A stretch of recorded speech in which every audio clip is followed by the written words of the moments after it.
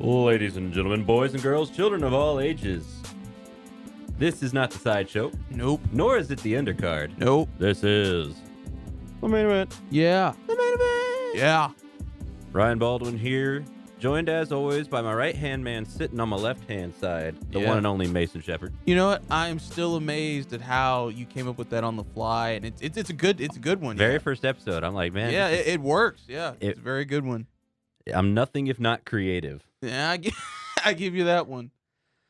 And we are here in Denton, Texas to go, oh my God, where are all the cool sports stuff? Pretty much, yeah. Because it is a bit of a drag in the sports world. This at is the what is moment. it, like third week in a row Yeah. that it's just been like slow. Because usually, at least by this point, we'd have like baseball spring training ramping up and be like, okay. Well, you let's mean take you a- would, not me. Fair. But yeah, it's just there's a Not just.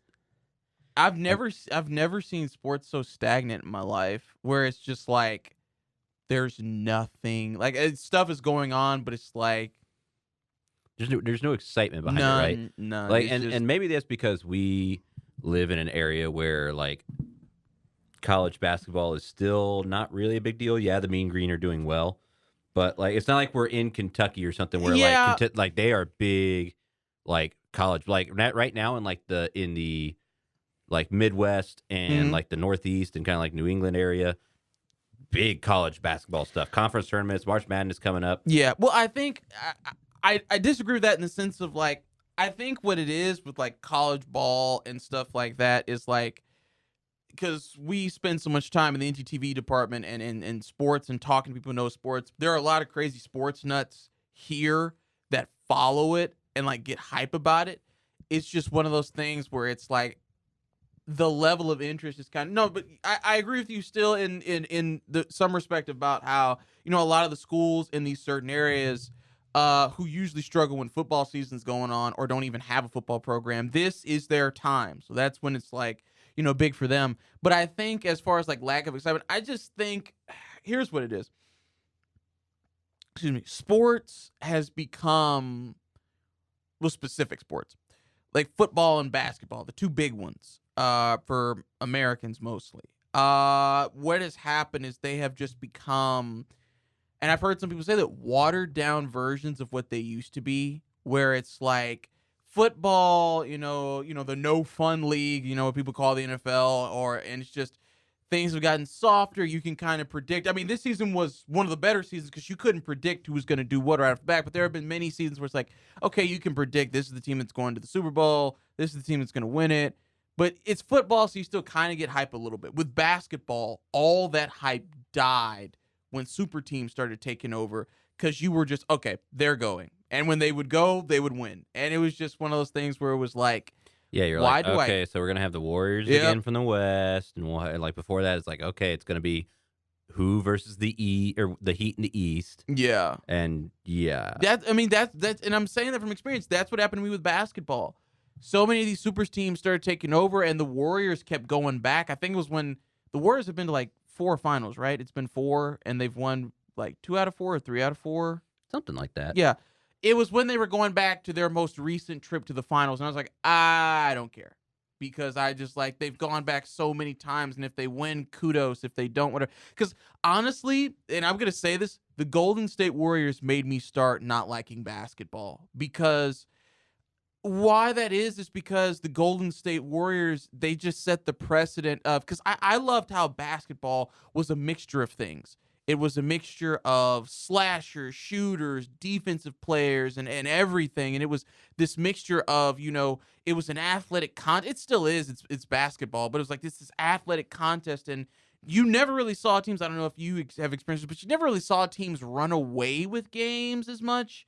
Like, of course, you had your really bad teams like the 76ers and the Pistons where they would get beat down.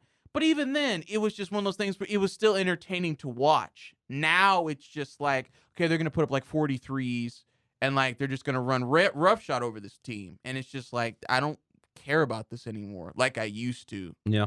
I think the other thing, too, is like, especially for this season, like in the West, the standings haven't changed since like 2 months Oh, in. yeah. It's been the same. At least in the East, it's kind of juggled around. But like the West has been just like the same teams everywhere, and nobody can gain any ground, and it's just Nope. kind of like, well, we know You the got to Mavs give me are going to be, something. we know the Mavs are going to be like 4, 5, or 6, Yeah. and we still have like a little under 20 games left, so it's not like playoff watch time where it's like, okay, 10 to 5 games left. We still got a few weeks before we get to like true playoff watch and who's in the play-in tournament type deal. Yeah. And so we're in that weird period where it's like, okay, like what do we do right What now? do we do? What do we do for the NBA? So Yeah. I guess we can take a look at what's going on right now, just because there are a couple of interesting We stories. have to give respect to the sport that's still going Yes. on. There are a couple of interesting stories, like the Lakers are in 9th place and in danger of being completely out of the play-in tournament, which, you know me, Yeah. that would be just so great. But you know what? I would love it. You know why? And it's because I'm a wrestling fan. So this is where this comes in. LeBron James is like GOAT status because people like you want to see him lose. So, I mean, you can say the same thing about Tom Brady. He's so good that people like you want to see him lose. And I know it's based on personality, not player. Oh, yeah, because I respect the game. Yeah, I know it's based on his personality, but it still works you. Because I guarantee you will watch a Lakers game just to see if they lose or not. Not all the time, but let's say if like I want to watch sports and the Lakers game is on, okay, I'll just watch it because hopefully LeBron will lose. That Right. type of thing. It works either way it goes. But to me, that's just not really interesting to me. Yes, it's because I'm a LeBron mark, but also it's because with LeBron and more so the Lakers as a team, every team goes through a period where they just aren't doing well. And I think, is it surprising? Because one of the greatest players, if not the second greatest player to ever play the game, is on that team and they're not doing anything? Yeah, sure. But at the same time, this man is out there putting up 56 points just to get him to a win. Yep. It shows how bad the team is. And he takes culpability for that and getting Westbrook in there because, my God. But at the same time, every team goes, we're Mavs fans. And we all can remember when the Mavs were just like, they never sucked. And that's not really a word I like to use when it comes to sports. Oh, they did. It was just before you. It was just before me. Yeah. But like, I distinctly remember those 90s Mavericks. But when we were, but when it was the 2000s and like Dirk was there, we never sucked. We were just middle of the table. Yeah. And then we just had that magical. There was actually a couple seasons where we were really good. Good, yeah. And then just kind of middle of the pack for the rest of it. But we never had the team. Like, nobody ever looked at the Mavs except for maybe after that. I think it was 05-06 season where they had the best record in the NBA. Yeah. And then like the year afterwards, I think everybody was expecting that. But even then, the level of talent on that team was nowhere near the level of talent on this Lakers team. No.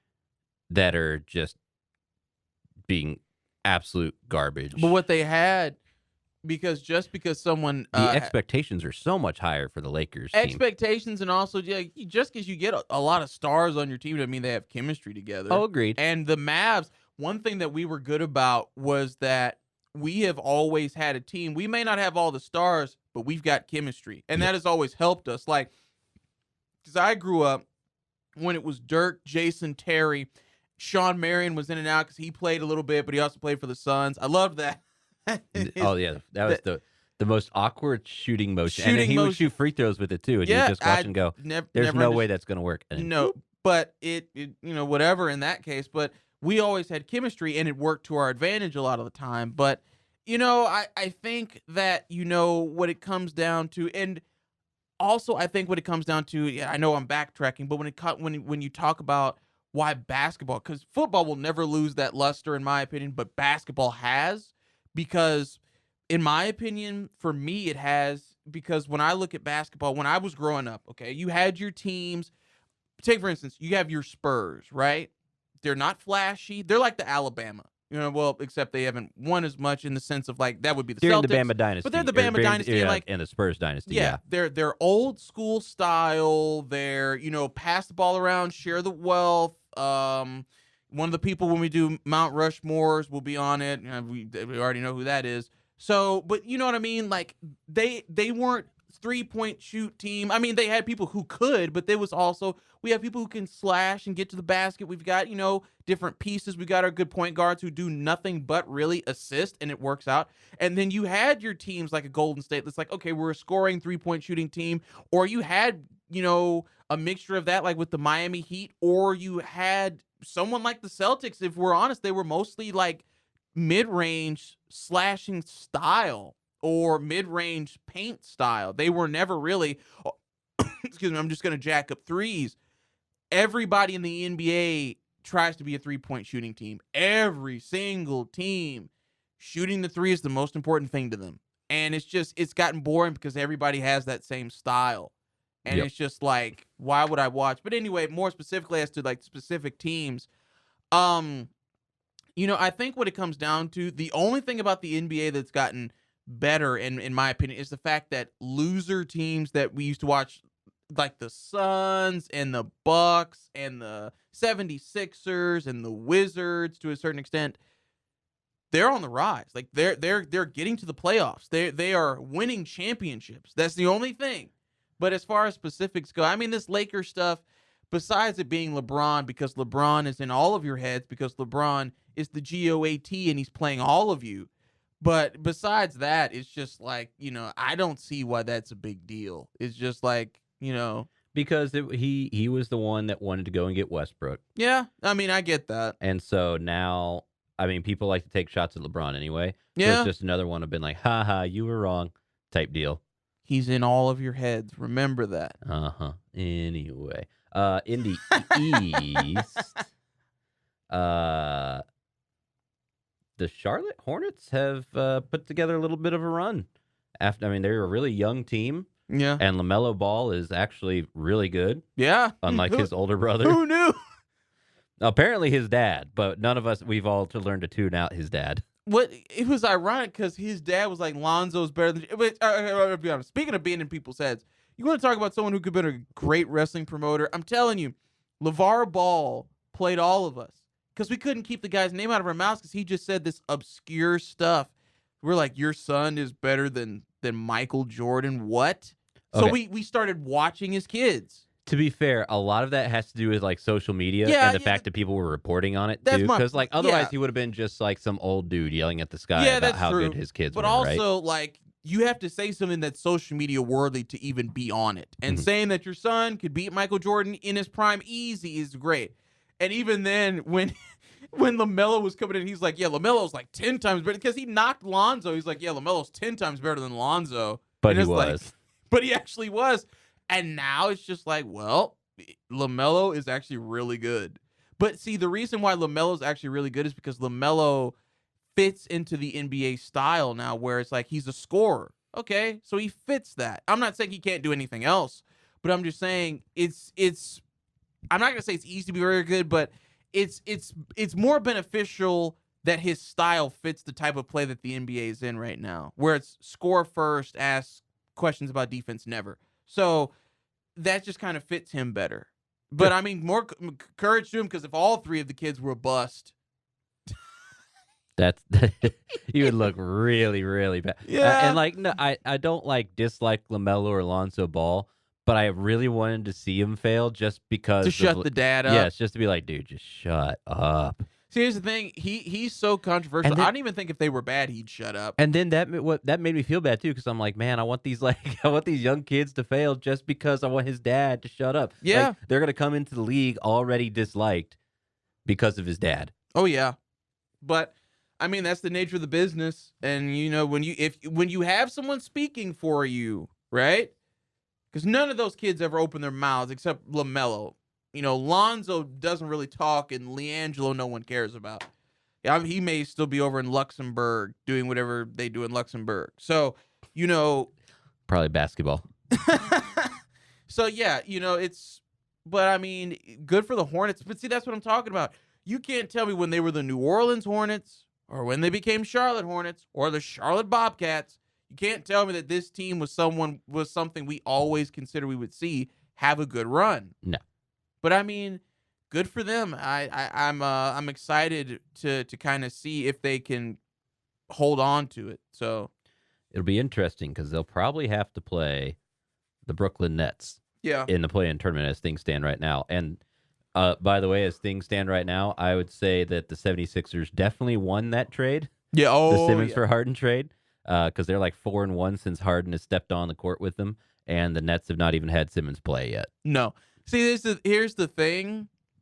With the 76ers, you know what you're getting when you get James Harden, besides, a guy who flops and forgets how to shave, apparently. But he's a scorer. But that's what I'm saying. He's a baller. He fits that dynamic. You have your Embiid, who, as well as being a scoring center, power forward / center, but mostly center, he's there to be in the paint. He's there to play defense. He's there to be a center. When you've got a shooting guard like that just opens so many avenues for you. Oh, so, yeah. 76ers definitely came out on top. And then speaking of trades that look a lot better now, Yeah. Dinwiddie and Bertans for Porzingis has actually ended up being A-okay Yeah. in my book. They've played, I think, pretty much every game since they come on, so they haven't missed time like Porzingis probably would have. And their numbers combined are roughly equal to what Porzingis was putting up before he left. Yeah. So it's a net positive because you actually have them on the floor. Yeah. For probably 90% of the games, if not all of them. And I just remember reading article after article about being like, this is a terrible trade because the money's the same, and so you're getting rid of a potential superstar for these two players. And I'm like, well, Dinwiddie was really good on the Nets before they traded him away. Yeah. And he just didn't I think he just didn't look very good because he was on the Wizards, and it's hard to look good on the Wizards sometimes. Yeah. A lot of times, actually. Can't even look good while you're wearing the uniform. Right. So Who do you think they got the worst uniforms? no, I think the worst uniforms. I honestly, because I remember watching when Gilbert Arenas playing, I liked the tan and stuff like that, like the tan jersey, the black shorts, the one Jordan used to wear when Jordan was failing. But anyway, it was one of those things where it's like, whatever. The worst one to me has always really been, I've never liked anything that Knicks look like garbage. I've always hated the Knicks stuff because it's just that orange and blue vomit. Ugh. And then Bucks stepped their game up. Their stuff used to be really lame. Honestly, the worst one though, if I'm gonna be honest, it would have to be like 2007 Atlanta, because Atlanta stuff looked god awful. And I've never liked the 76ers colorway. Clippers colorway was but when they did the baby powder blue and stuff like that, that looked all right. I anything powder blue or baby blue, I am just right out on. Like the Lakers uniforms where it's like powder blue and powder Lakers blue and in white cursive. and Yeah. cursive, I'm just yeah. like, I actually like those. Spurs, that classic black and gray. Black and gray is a solid choice. It's solid, and plus it's old school. Now I may get some flack for this one. I am not a fan of the Mavericks green. I could see that though. It's just an odd shade where it's like almost lime / neon, but it's not. It's more so kind of like mint, but it's not mint either. It's like, because mint is a little bit lighter and this is darker. I get that. My favorite jerseys on Supersonics. I love the Seattle Supersonic stuff. I love those colors. Yeah, if you're gonna give me green, give me Supersonics or like mean green. Like the basketball court, where it's like, I want either punch me in the face with green, or do like a kind of like dark subdued kind of green. Yeah. But this weird like in between, I'm not a fan. No. I'm sorry, Mavs fans. I'm just not a fan of the greens. I could understand that, but I also think that, I've never really liked the Mavs stuff in general. I know that, because I thought their best one was the dark blue with like the skyline. Yeah. One. No, that I one's think good. That was the best one. I think for me, it's just being and I know it's, because it's Dallas, with us also being Cowboys fans, I get enough of blue and silver and white all the time. And with Maverick, you could go so many different colors with that, in my opinion. Like, I would have honestly liked to see them. They will never do this, especially since the Heat have this taken up. I would have liked to see the Mavericks kind of be like red and black and yellow, stuff like that. Because the the jerseys that they have now, they don't really appeal to me. And they never really did, but I got a Nowitzki one and I was going to wear it. So, because it's Nowitzki. The other one that I extremely dislike, and they did this with the court too, it was like, it's this one right here. And for those of you that can't, see it at home, I agree with you. Those I never liked. It's the stylized, that like lettering, Mavs with like the green outline, back and forth diagonal green stripe, and the gradient from like dark blue to powder blue. Yeah. It's just too much going on. And then they do it on the court too. They do that like same design on the court. Yeah. It's too much. It's too much. And I also think that it's not a good look. I think the Celtic stuff has always just been bland and boring to me. The green and white, I've never just been a huge fan. It's another green color where I'm just like, man, I'll tell you who has the worst. Timberwolves. Timberwolves have the worst one because they never get their stuff together. Ever. Okay, yeah. Oh, the orange ones or like the lime green. At least they went lime green. Yeah. These right here, the lime greens. At least I'll take. Because Minnesota does so much random stuff because it's Minnesota. So it's just Minnesota. The Timberwolves just not. They do have quite a few just kind of odd ones. That's what I'm saying. 76ers. Now if you were gonna go old school 76ers with like when Iverson was playing it with Iguodala, I like those colorways. I like as you can tell, I like the old school stuff where it was just like Supersonics, the 76ers, old school stuff, and the good stuff with I like the Heat stuff. I like the pink because I think the Heat have their city better down pat than anybody besides Dallas because of the blue and everything. But I think the Heat is the best jerseys as relation to their city because with Miami you could see Miami with the black and the red and yellow, but you could also see them with the pink and the because it kind of fits. But Bulls have always been basic, but it's Chicago. Now, one of the ones that's kind of basic that I really like though is the Magic. Oh yeah, I like. And the Magic it's stuff. A very clean with the pinstripes. Yes, and it's very basic, but for whatever reason, but it worked though. Yeah, the pinstripes make it just look really good. Yeah, I honestly liked Magic stuff, like especially when Shaq was playing and it with Penny Hardaway, and he was known less as Shaq and more as Diesel. I like that. Honestly, I'm gonna catch a lot of flack, but I don't care. Hear it. Nuggets, chef's kiss. Their stuff always has looked good. The Nuggets? The Nugget stuff has always looked good. I know you're gonna be checking because it's that baby powder blue with like yellow lettering and yellow outline on white letters. The powder blue I don't really get. I'm looking through them now. I do kind of. It's got one of the skyline ones too with like the Rocky Mountain in the background. That one I kind of that one's pretty good. Yeah. The Nugget stuff is just to me, it's always looked good. They've just never been. They've just never won. Memphis stuff looks good. It's funny because the teams that look good, their uniforms look good. They don't win. It's kind of like Oregon. Okay, so here's an idea for the next podcast. We'll go through our top 3 and our bottom 3 jerseys for football, basketball. And do you want to do like baseball too? Do you do any baseball jerseys or? Mm-mm. No, I don't really do baseball jerseys. Then I'll do my top 3 for baseball. Jerseys. I might look into it just to see what I like. Because I've played a few baseball games, and despite what it sounds like, I used to be into baseball. Mm-hmm. Like I used to watch the games, but then it got so long, and I got into wrestling, and Now here's the other thing. Do we split? Is this all time, or do we want to go modern? Modern, because if we're gonna go 2000 onward, yeah, I think we should just do different eras. Because for one, it would make it last longer. 2, jerseys evolve and they get better. And I'm not saying we have to start from the 60s or the 70s because everything looked the same. But like, if there was a certain jersey in a certain era that stood out to you, then we can just go from there. So then let's do eras. So let's do 2000s on because that's when you kind of came into sports consciousness. Yes, and then we'll do and life consciousness, and then we'll do pre-2000s. Yeah, for that. So yeah, and then we'll do your best 3 and your worst 3. Yeah. For baseball, basketball, and football. I think that'll be fun. Oh, that'll be very fun, yeah, because we can't. The Mount Rushmore thing's about to die. True. So, and we're gonna need to find more stuff to talk about. Yeah. Okay, so after our long tangent about jerseys, I mean, it works though. Yeah. Let's. Okay, so just kind of a recap of the basketball season as it stands right now in the West. You've got basically the same 10 that you had before. You have the Suns at the top, and they're not going away anytime soon because they've got an 8-game lead over the Warriors and the Grizzlies, who are both tied 8 games back. Utah Jazz number 4, Dallas still number 5, Nuggets 6, Timberwolves 7, Clippers 8, Lakers 9, and the Pelicans 10.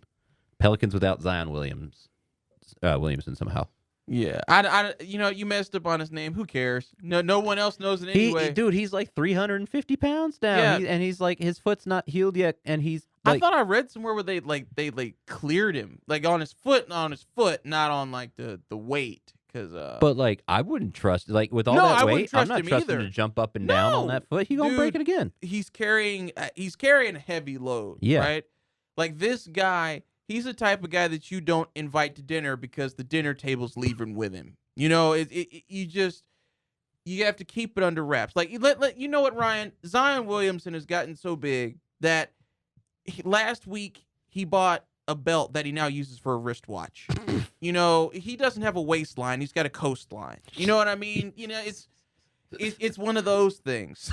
So dang, bro, that's cold. He's just gotten to the point you can't slide a piece of paper under his feet. You know, look, man, here's the thing. The reason why you can be cold in a situation like that, and besides the fact I get it from my dad and the humor, is the fact that, dude, you're a professional athlete. He should know better. That's my thing. You're a professional athlete.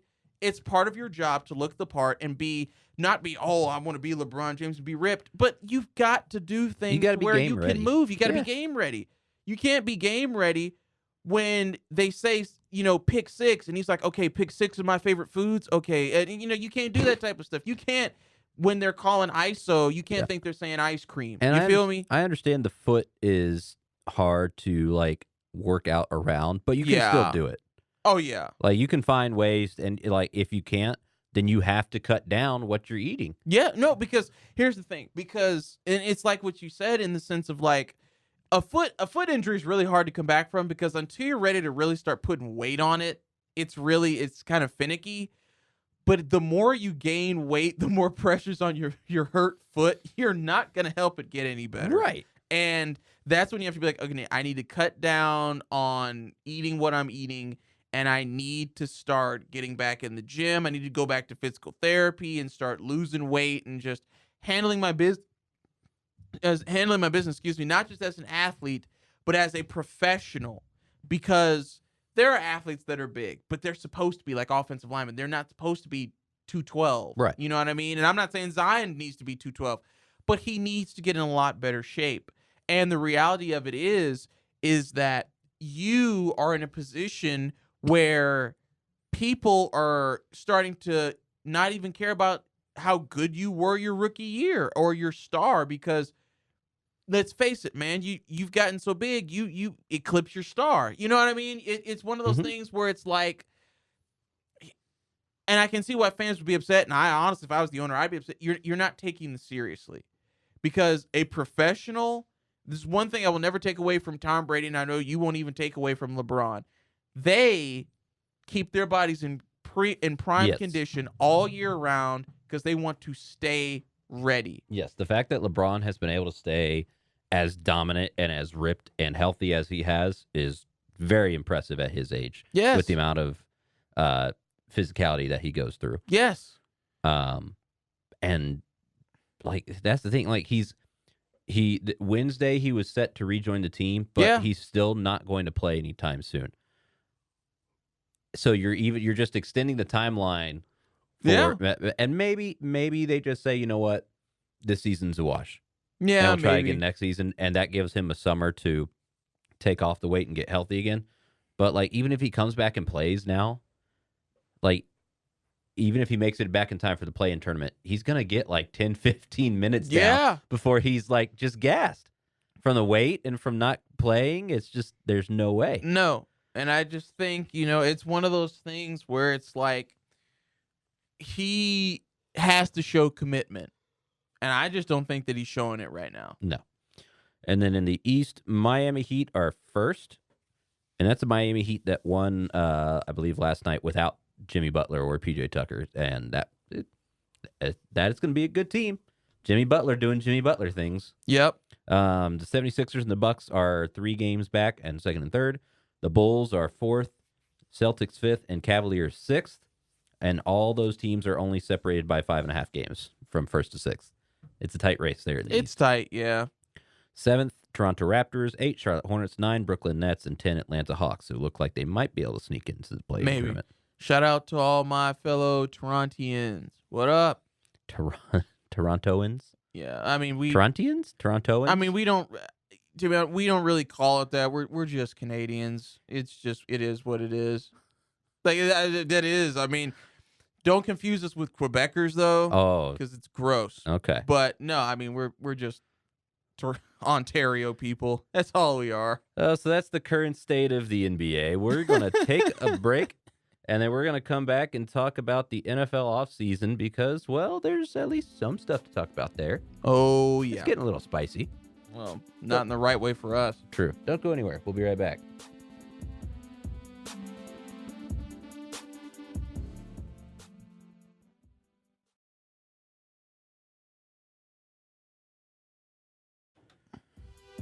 Ooh, welcome back to the main event. Yeah. Ryan Baldwin, as always, talking sports with the one and only Mason Shepard. Yeah. Yeah. Yeah. It's a wrestling. Yeah. Yeah.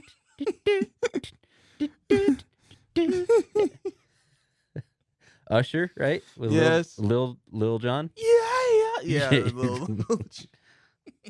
I was dancing to that back in freaking high school. Oh, wow. That came out and I was in the first grade. Yeah, did that. Yeah, just a reminder of the difference in age right here. Yeah. The NFL offseason is in full swing, and the Combine was this past week. And so we've got some stuff to talk about because there's some news that came out and was floating around during the Combine. Yeah. Starting, I guess, with the Cowboys. Oh, boy. Because word on the street is that they will be cutting not only Amari Cooper but D-Law. DeMarcus Lawrence to hopefully help with cap space. This hurts. Yeah, okay. So, and my dad and I talked about this, and he made a good point with Cooper in the sense of like, whenever there's a big game, right? He wasn't advocating for this. He was just stating, the pros and cons. He was like, whenever there was a big game, Cooper never stood out, really. He kind of like, and again, because I asked him, the reason why he gave me that is because I asked him, I was like, is because what I'm guessing probably happened in the meeting was they're like, okay, Amari, are you willing to take a pay cut? He was like, no. And they were like, well, I mean, you really didn't live up to, the standard of $20 million, whether it be injury or you didn't really have them, because he really didn't have that many catches this year at all. He was like third in catches on the team behind Dalton Schultz and CeeDee Lamb, I believe. Yeah, but still, like in the grand scheme of things, it's like, no. And I asked him because of that, I was like, okay, but I know he was complaining about Dak. Is that a Dak problem and it just affected him, or is it Amari? And Dad was like, my dad said, well, he's like, it's kind of a bit of both, but also, Amari just never was that, he never just stood out in the sense of, and that's kind of what happened at Oakland.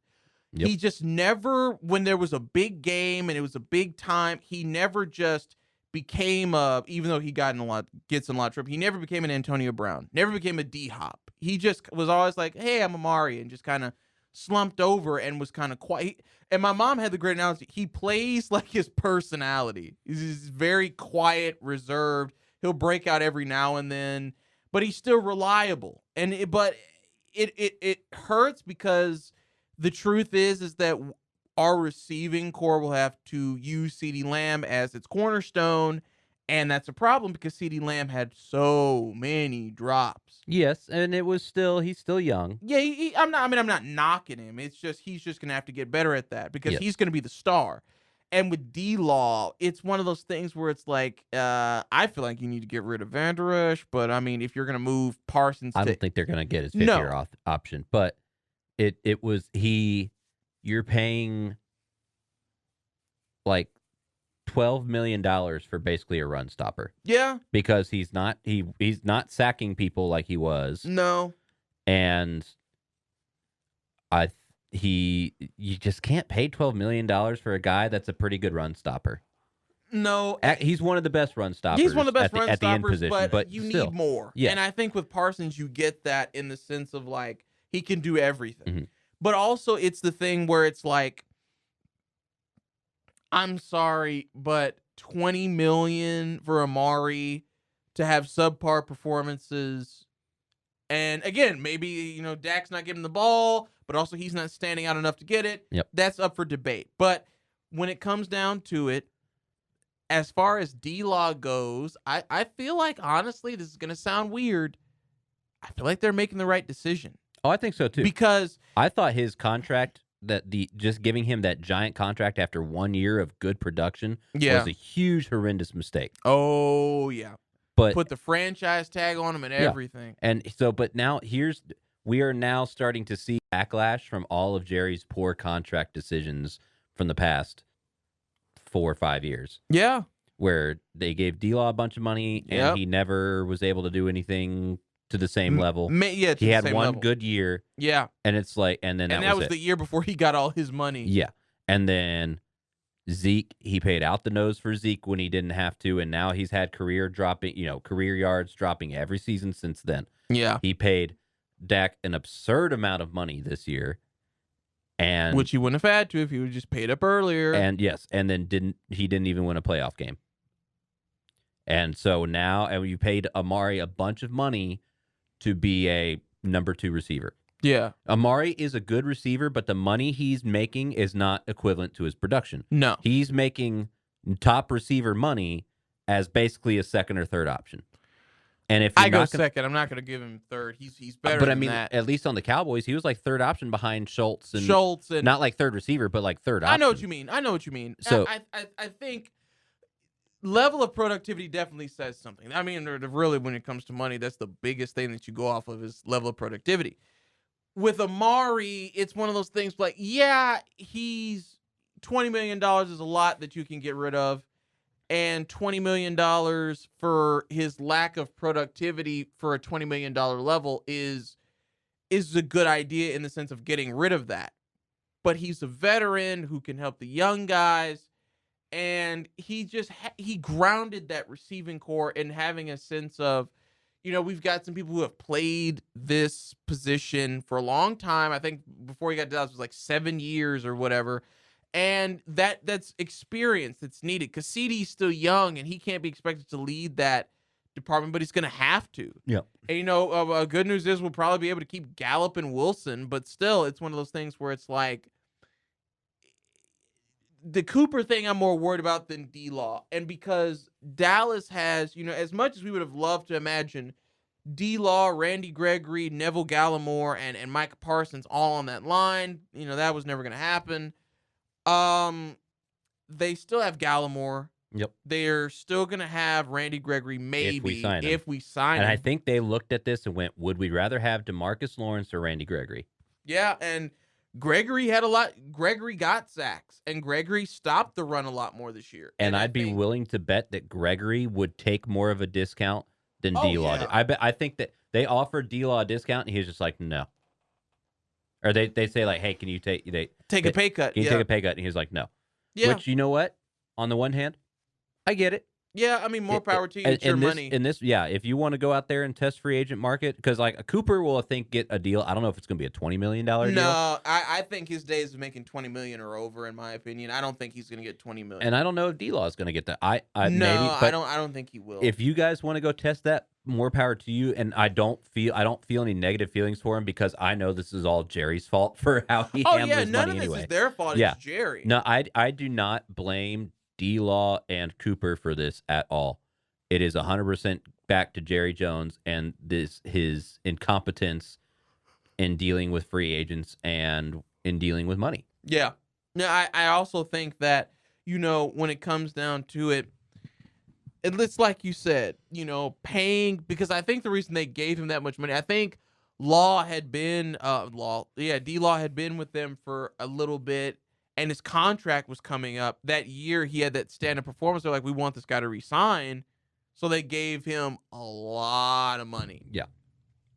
And we saw that he stopped playing after that. Mm-hmm. So Who knows? I guarantee you they'll be asked to come in with probably $15 million or so. Like Cooper will be a lot less because I feel like teams will. No, I'm sorry. Lawrence will be a lot less because I feel like Cooper, there are going to be teams who would still want to build the receiving core around him. And with D-Law, his is going to be a lot less, probably just because they're like, listen, anybody can become, well, not anybody. And when I say that, I don't mean literally anybody, but you are not special in the way Aaron Donald is No. special. You don't have the technique or all of the, I shouldn't say that. You don't have all of the technique. You don't have all of the power. You don't have all of the quick feet.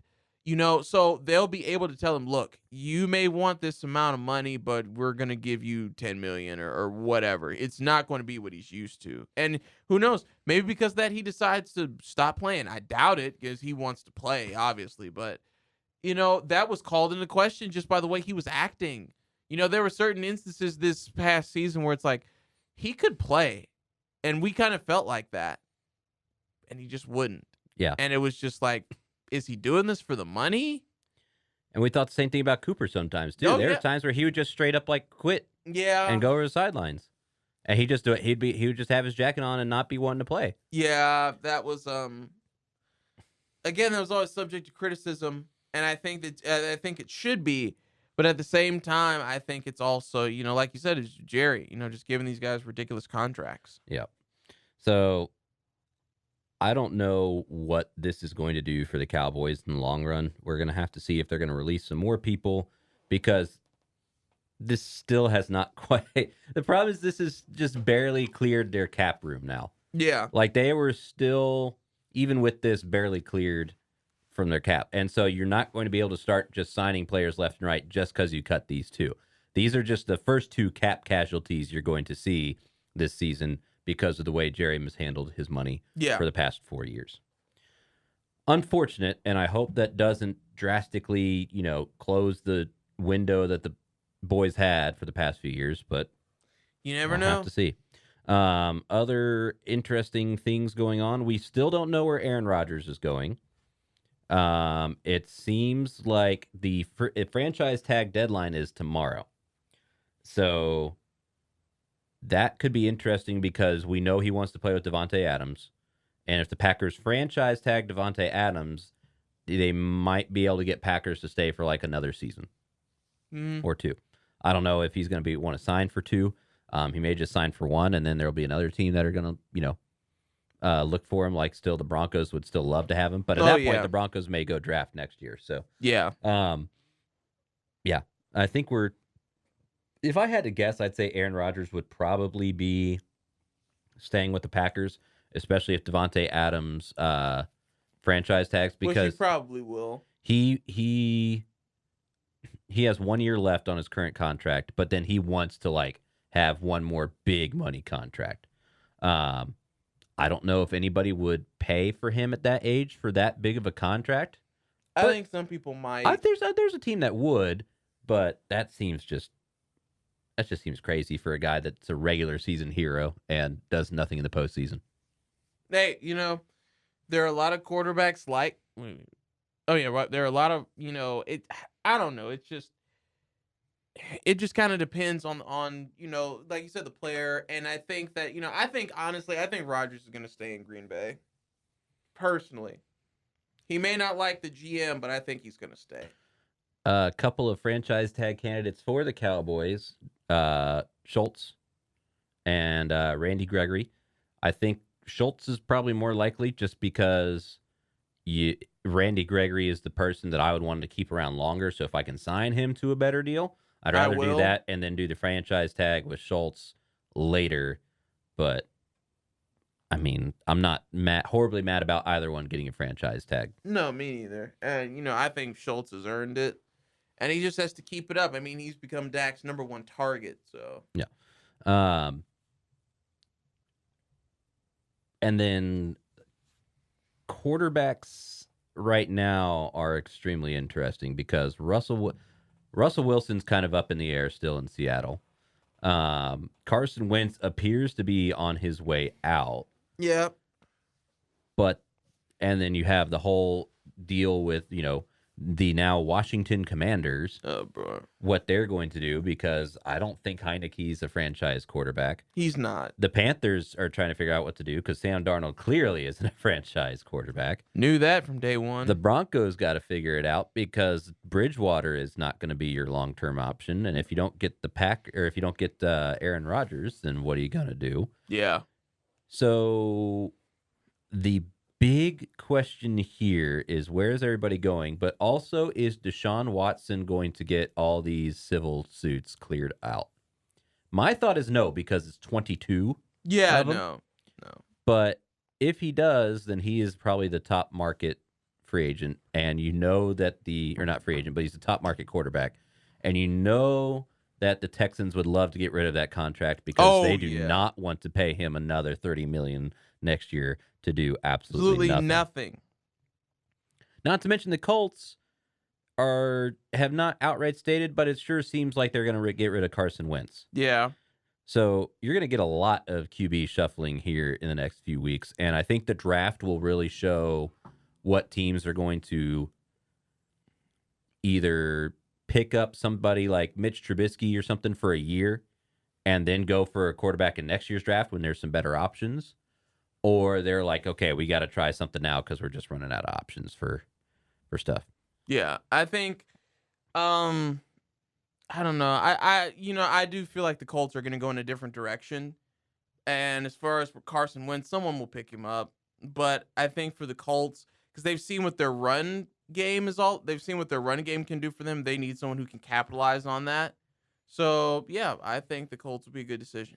I mean, I think the Colts have made a good decision with being like, yeah, nah, yeah, we're gonna move on. Like you've got Jonathan Taylor now, so just get somebody that is get a Tannehill type person, but better, where you don't need them to be a playmaker themselves because you have one.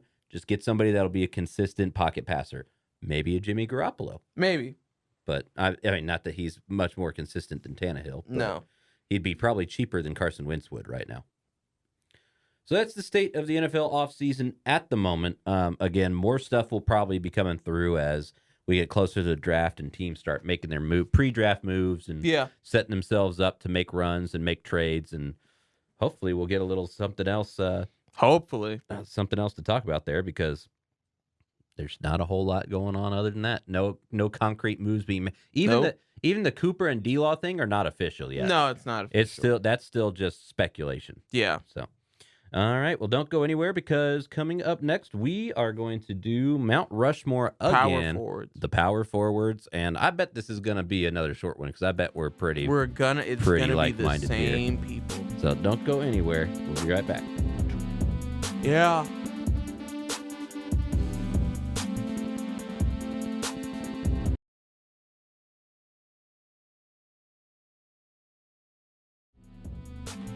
Welcome back to the main event. Ryan Bowman's still here, still with the one and only Mason Shepard. Yeah.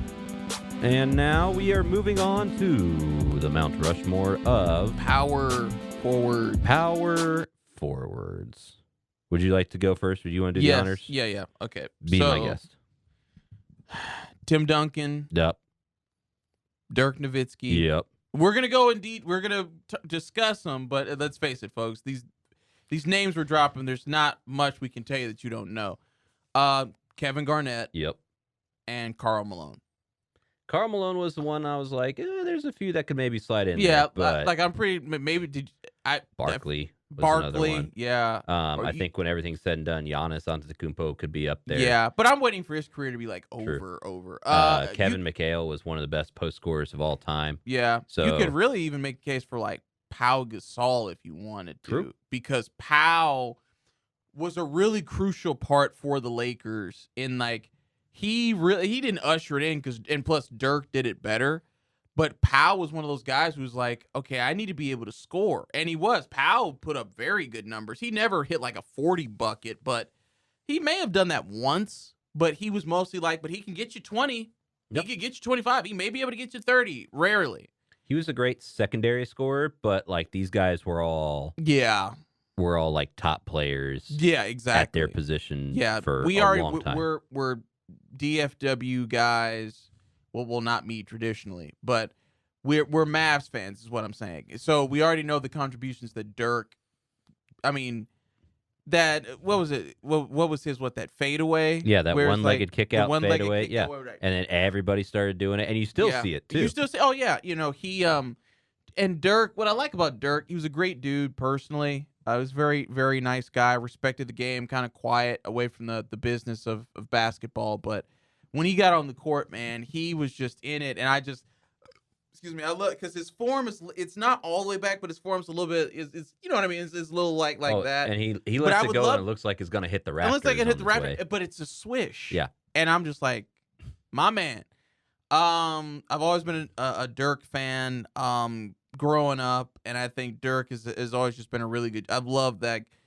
He's just really been a really good shooter. He will definitely be in the Basketball Hall of Fame for sure. For sure. And he was one of those guys. He was one of the first guys too that spread out the floor. Yes. As a power forward, like he had like Tim Duncan and KG were good, but they were like mid at best. Yes. To you like will not post up see, type players. You will not see Tim Duncan or Kevin Garnett. No, and Dirk would he would like walk up the floor, and if nobody came out to cover him at the three, he'd launch the three from the top of the arc, and it'll just yes, it'll go in. But with Tim Duncan, what more can you say? Every accolade, Tim Duncan has accomplished everything. All-star game. Everything really well. Yeah, he all-star games, championships, all-pro teams, stuff like that. Tim Duncan was incredible, and he did, like I said, San Antonio really was that old school simple style, and Tim Duncan did it really effectively. And I think that with Tim Duncan, there's not much more than you can say about the man in the sense of his contributions that, if we're being honest, are not really followed up on because a lot of power forwards want to shoot nowadays. But he was just but you know what he ushered in? He ushered in the belief of reliability. The big fundamental. He's like, hey man, I don't do the flashy stuff, the flashy dunks or whatever, but you can count on me. Yes. And that's the most important thing. Here's what I can say about him. 5th over all time. 5th in blocks, 6th in rebounds, 15th in scoring. Yep. 102nd in assists, which is pretty good for a big man. Big man, and 162nd in steals, which is also good for a big man who are not known for their, like quick hands or anything. Yeah.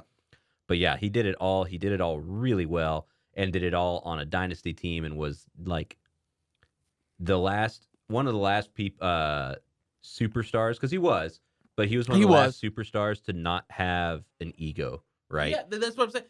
He's very Larry Fitzgerald type to me, except like he's obviously one more than Larry, but he knows he's good. Knows and he doesn't the fundamentals, have to prove but he doesn't talk about it. He'll do interviews. He's very soft-spoken, quiet guy, but he's such a legend. And the people of San Antonio and really Texas in general, even though we're Mavs fans, respect Tim Duncan.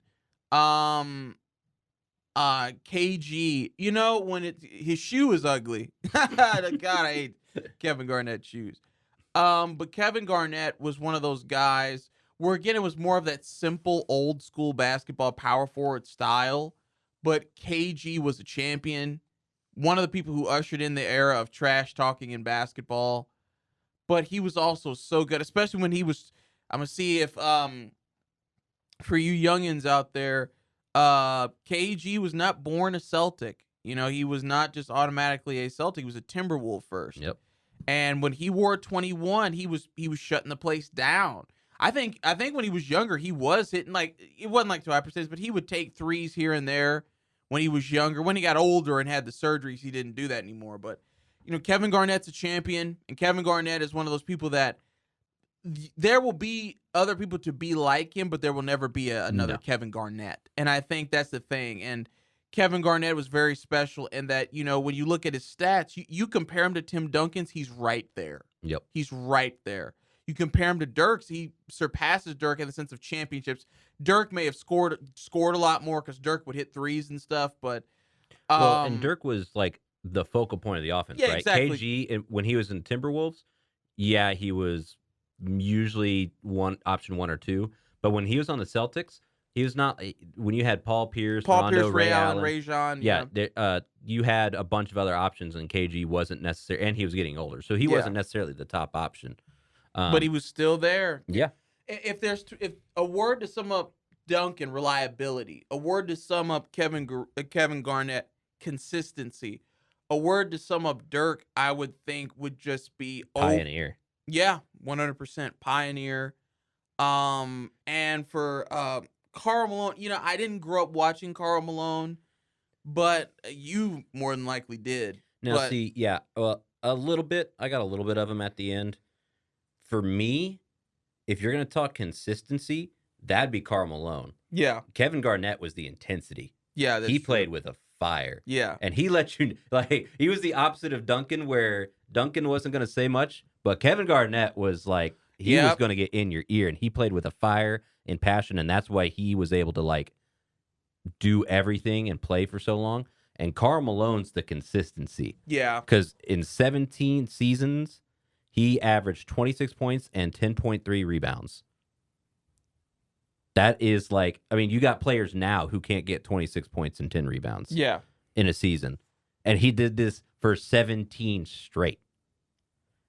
That is the definition of consistency. And the only thing I have with Malone is that he didn't win a ring.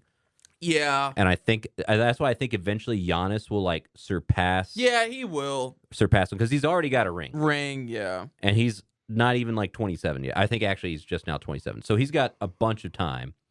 Barkley was another one that was up there. You can't talk about power forwards without talking about Charles Barkley. But one of the best of all time who've never won a ring. Yes. And I think Malone and Barkley may be two of the best that never won a ring. Yeah, without a doubt. Barkley was such a dominant player. Yep. Wait, you're a dominant player when you beat out Michael Jordan for MVP in a season. Yep. Because that almost never happened. I think Karl Malone did it, and I think Barkley did it once. Yeah. So it was kind of hard to pick between like Malone and Barkley. Yeah. And like I said, McHale was one of the best post scorers on that Celtics team back in the 70s with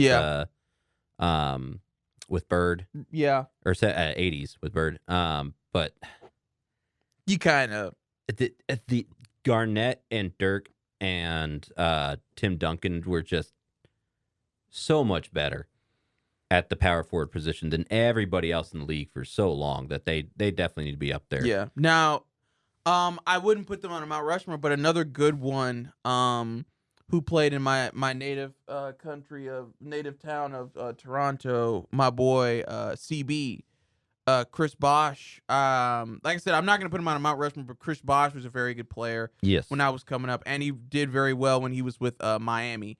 He's got himself like a couple rings, so I'm happy for him. I hate that blood clot, but hopefully he's feeling better and doing better. But yeah, Chris Bosh for sure. And then it's somebody that probably wouldn't put on a Mount Rushmore, but probably deserves to be mentioned, Dennis Rodman. Yeah, right. You have to put Rodman in he there. may be the best, if not one of the best rebounders of all time. Yeah. He just had that knack. And like if you watch like the Last Dance documentary, he's like, man, I would just spend hours in the gym like having people take shots and like watching the way the ball bounced. Like that, instead of doing free throws like other players, he was just watching rebounds. So that he just had that eye for the ball. He knew where it was going to go before it even or when it hit the rim. Yeah. So Rasheed Wallace is another one that could maybe go up there. Maybe I'm not but deserves to be mentioned, not as in the mentioned. Because I remember growing up on Rasheed. Yeah. Mentioned category, not up there on no, Mount Rushmore category. There's just so many. If you think this is our wait till we do centers in 2 weeks. Well, we already know one of the centers. Shaq. There's maybe the most dominant player at his position of all time. Maybe. Not saying for sure. Was Wilt Chamberlain a center or was he was? I think he was a center. Yeah. That'll be somebody else. Yep. Well, let's not spoil it now. Let's not spoil it. I mean, I think those we might differ, but they're like 4 old school names off the top of my head. Yeah. So. Well, there you go. Power forwards are going to go to Tim Duncan, Dirk Nowitzki, Nowitzki, Kevin Garnett, Karl Malone over here, / Barkley and Charles Barkley. and then like I said, I think eventually Giannis overtakes him. Yeah. He's already got the ring. He's got the stats. He's going to have the accolades by the time his career is done. Yeah. But for now, I'd probably go with Karl Malone just because he had a much more consistent career over Charles Barkley. Yeah, I would give that, All right, and that'll do it for us from the main event. Big thanks to Dan Bala, Mark Lambert for letting us use the green studio deep in the heart of Denton, Texas. Boom. No main event next week as we are taking a break for spring break, getting a little rest in. Hopefully some sports will develop. Hopefully. And then we will be back the following week. Thanks very much for listening. Y'all have a wonderful day.